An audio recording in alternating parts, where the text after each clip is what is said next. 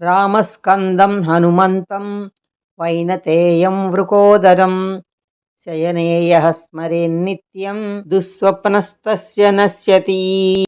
ఈ శ్లోకాన్ని ప్రతిరోజు నిద్రపోయే ముందు కనుక పఠించినట్లయితే చెడు కలలు రాకుండా ప్రశాంతమైన నిద్ర లభిస్తుంది. అంతేకాదు మనసు ప్రశాంతంగా ఉంటుంది, దైవరక్షణ కూడా లభిస్తుంది.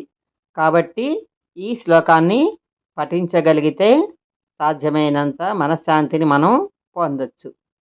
మరి బాగుంది కదా శ్లోకం, చిన్న శ్లోకం. తప్పకుండా నేర్చుకుంటారు కదా, నేర్చుకుని స్మరణ చేస్తూ ఉంటే మన మదిలో నిలిచిపోతుంది.